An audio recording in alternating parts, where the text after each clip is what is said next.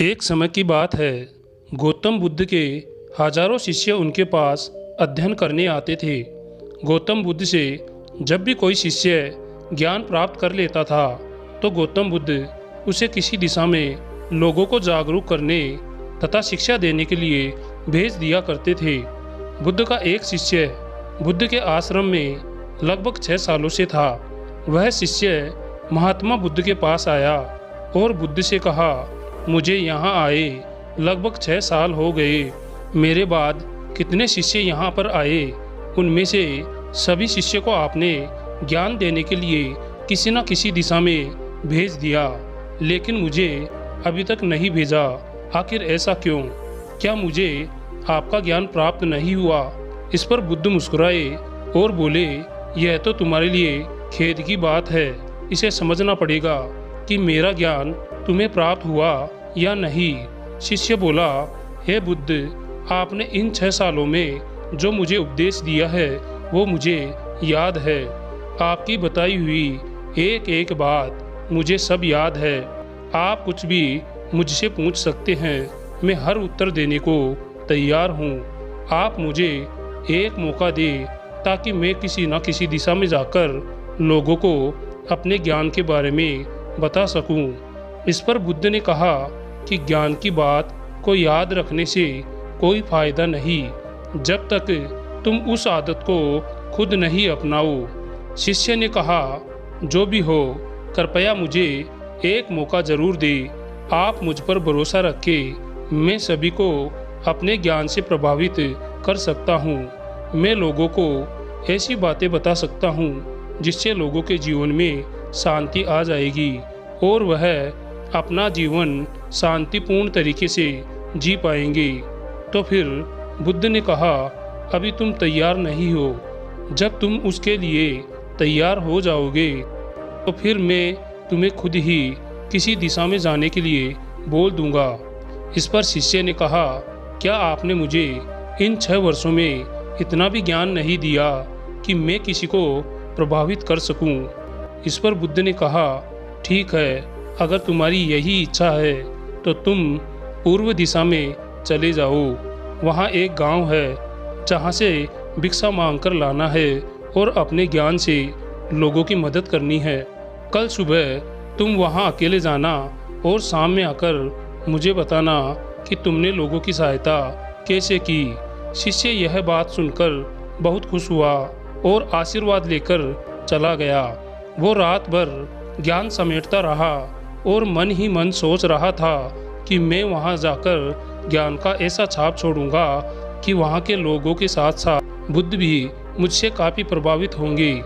सुबह उठकर वह महात्मा बुद्ध को प्रणाम करने गया। उन्हें प्रणाम कर वह पूर्व दिशा की तरफ निकल गया। शाम को जब वह वापस आया तो बुद्ध ने देखा कि शिष्य के माथे पर चोट है और खून बह रहा है। बुद्ध ने उसे पट्टी की और उससे पूछा, तुम्हें यह चोट कैसे लगी? इस पर शिष्य ने कहा, वहाँ के लोग बेहद ही दुष्ट हैं, उन्हें जरा भी बुद्धि नहीं है। मैं उस गांव में भिक्षा लेने गया पर किसी ने मुझे भिक्षा नहीं दी, सब मुझे वहाँ गालियाँ देने लगे। एक व्यक्ति ने भिक्षा तो दी लेकिन नीचे फेंक कर और कहा, इसे उठा लो। मैंने उसे काफ़ी समझाया लेकिन मेरी बात सुनने को कोई तैयार नहीं था। उन्होंने मेरे साथ हाथापाई की जिससे मुझे सिर पर चोट लगी। बुद्ध, आप मुझे दूसरी जगह भेजिए जहाँ के लोगों में ज्ञान हो, वो इस तरह के ना हो। बुद्ध शिष्य की बात सुनकर मुस्कुराए और बोले, अगर दूसरे गांव में भी ऐसे ही लोग मिले तब तुम क्या करोगे? इस पर शिष्य ने कहा, हे बुद्ध, मैं ऐसे लोगों को कोई ज्ञान नहीं दे सकता। वह लोग अज्ञानी हैं, उन्हें कौन समझाए? इस पर बुद्ध ने कहा, वह लोग अज्ञानी नहीं बल्कि ज्ञानी हैं। उनके पास बहुत ज्ञान है परंतु उनके पास खुद का ज्ञान है। अब अगर तुम किसी दूसरे के ज्ञान को चोट पहुंचाओगे तो वह तो कुछ कहेंगे ही। तुम्हें ऐसे लोग हर जगह मिलेंगे, तब तुम अपना ज्ञान कैसे दोगे? बुद्ध ने कहा, आज तुम आराम करो, कल शाम को मेरे पास आना। शिष्य बुद्ध को प्रणाम करके चला गया। अगली शाम जब वह वापस बुद्ध के पास आया तब वहाँ बुद्ध के एक और शिष्य मौजूद थे। उनके हाथ में भी चोट लगी हुई थी। बुद्ध ने शिष्य के हाथ पर चोट देखा, उस पर पट्टी की और उससे पूछा, तुम्हें यह चोट कैसे लगी? इस पर शिष्य ने कहा, आपने पूर्व दिशा की ओर मुझे एक गांव में जाने के लिए कहा था। इस पर बुद्ध ने कहा, वहाँ तुम्हारे साथ क्या क्या हुआ, जरा मुझे भी बताओ। शिष्य ने कहा, वहाँ पर मैंने सबसे भिक्षा मांगी, लेकिन किसी ने भी मुझे भिक्षा नहीं दी। एक व्यक्ति जिसने भिक्षा भी दी तो मुझे ज़मीन पर फेंक कर दी और कहा, इसे उठा लो। तो मैंने उसे उठाकर अपने झोले में रख लिया और मैंने उसे सफल होने का आशीर्वाद दिया। तब उस व्यक्ति ने मुझसे कहा, आप बड़े अजीब व्यक्ति हो, मैं आपका अपमान कर रहा हूँ और आप मुझे आशीर्वाद दे रहे हो। तब मैंने उनसे कहा कि आप दानी हो, आपने मुझे दान दिया है, इसलिए मैं आपको आशीर्वाद दे रहा हूँ। फिर मैं वहाँ से आगे गया तो कुछ लोगों ने मुझे वहाँ से वापस जाने के लिए कहा। उन्होंने मुझे कुछ अपशब्द भी कहे और मुझ पर पत्थर भी फेंके, जिससे मुझे चोट लग गई। और जब मैं वापस आ रहा था तब रास्ते में मैंने एक माँ को रोते हुए देखा। वह अपने बीमार बच्चे को लेकर बहुत चिंतित थी। मैं तुरंत जंगल में जाकर उसके लिए जड़ी बूटी लाया, लेकिन वहाँ के कुछ लोग जड़ी बूटी नहीं देने दे रहे थे। फिर मैंने उनसे विनती की वह मुझे उस बच्चे का इलाज करने दे। उसके बाद वह जैसा कहेंगे मैं वैसा ही करूँगा। फिर जिस व्यक्ति ने मुझे भिक्षा दी थी उसने गांव वालों को समझाया।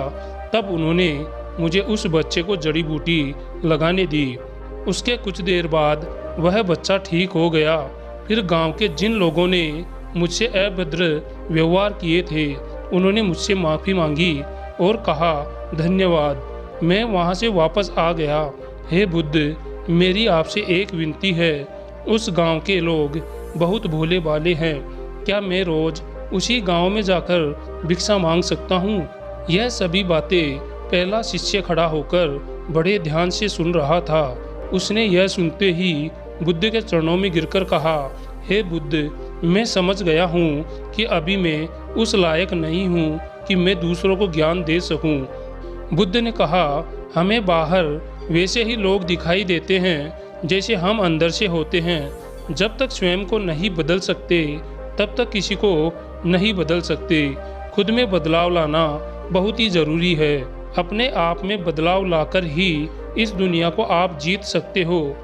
तो दोस्तों, ये लाइफ चेंजिंग मोरल स्टोरी आपको कैसी लगी? उम्मीद करता हूँ इस कहानी से प्राप्त ज्ञान से अब आपके जीवन में सकारात्मक बदलाव जरूर आएंगे।